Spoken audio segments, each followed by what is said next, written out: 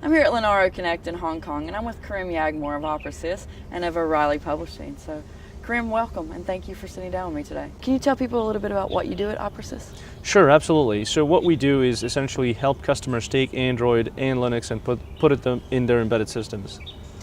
And what is your upcoming book with O'Reilly? It is embedded Android, and it essentially details how do you take Android and do just that. So, here at this Connect, you've given an embedded Android training workshop. How has, one, what has that training been about? And two, how's the attendance been? So essentially kind of walks people through the various parts of Android. We kind of take it apart and then put it back together, and like people are able to see how the things are moving inside, you know, where they need to interact with it. And the attendance has been great. I mean, so we've had rooms of about 50 to 75 people, depending on the sessions, depending on what's going on in the background and other stuff. So yeah, I mean, it's been great, and they actually have videos of these sessions which are already on the internet. So if people want to see those, they can actually do that.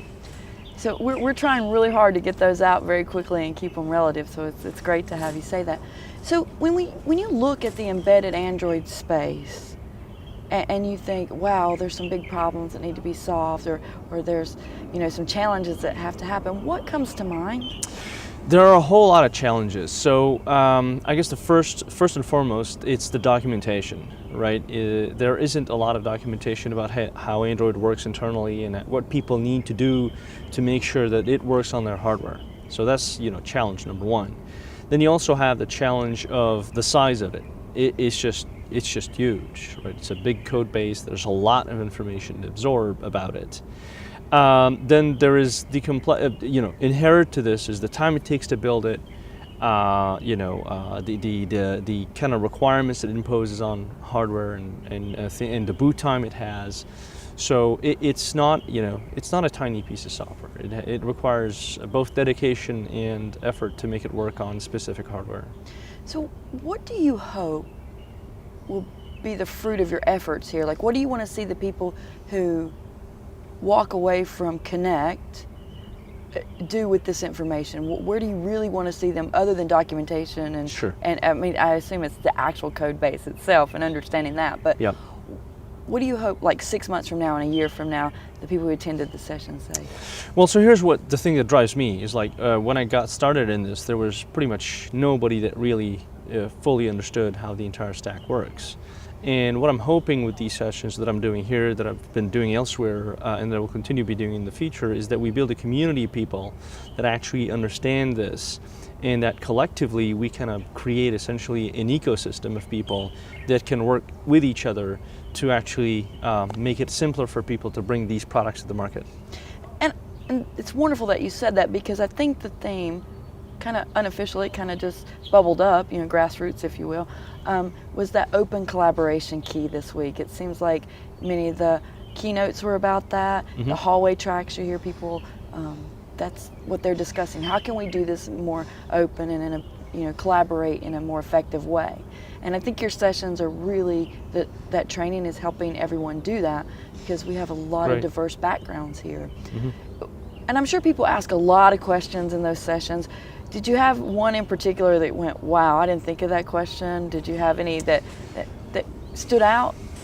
Well, the thing that always gets me when I do these presentations is, of course I'm, learning from the people I'm meeting, but there's always, one or two people will come out and say, well, we've tried that, and, the issues we encountered were this. And what's great about the group at Linaro is there is actually a tremendous amount of Android experience in-house.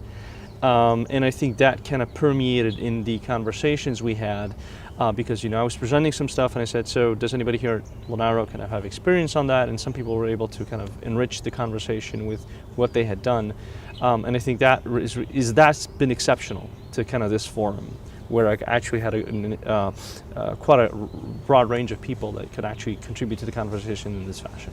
We do have a lot of people here that have a really deep knowledge base with Android. And can you tell people a little bit about how maybe Zach or even Barrow contributed to your upcoming book?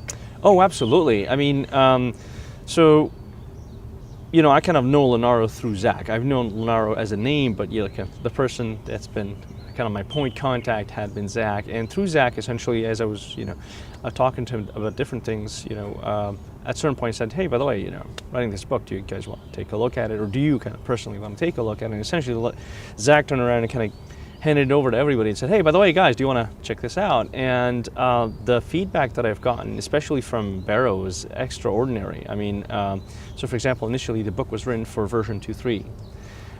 And one thing Barrow did was actually walk through and say, oh, by the way, this is different in this version of this newer version of Android. And thanks to Barrow, essentially, the book now covers also 4.2 in addition to 2.3. So he kind of forced my hand into, okay, let's just complete the information, make sure it's all there.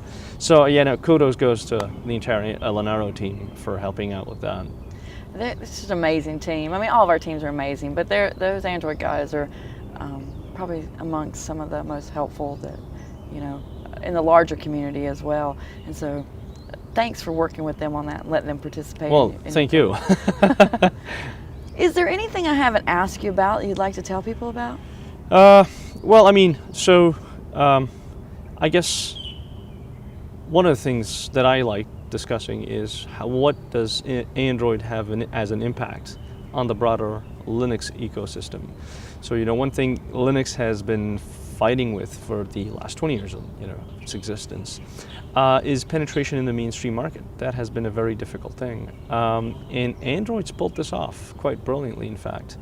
And this has a lot of ramifications because essentially increasingly there's a pressure on Linux as being kind of like considered Android, right? And this is something that as a broader community we'll have to work out in some way, shape, or form. I don't know what the answer is to that, but there's challenges there. Well, when you think about the tablets, or you think about phones that are being able to be docked and then boot up an operating system and become a full computer, right? Those type of things. Essentially, Android then becomes your desktop. Sure. And so, I often wonder, is it going to be, this is the year of the Android desktop, or this is the, I mean, yes. When we look at that, because the desktop went from something that sat on our desk sure. to something we carry in our pockets now. What do you have any tongue-in-cheek predictions you think will be happening in the next 3 to 5 years? It's always very risky in technology to predict anything, right? So I can tell you the gut feelings I'm getting here. And it seems to me that we are essentially at the same kind of juncture that we were, say, at the end of the 80s, early 90s, when the PC was taken off.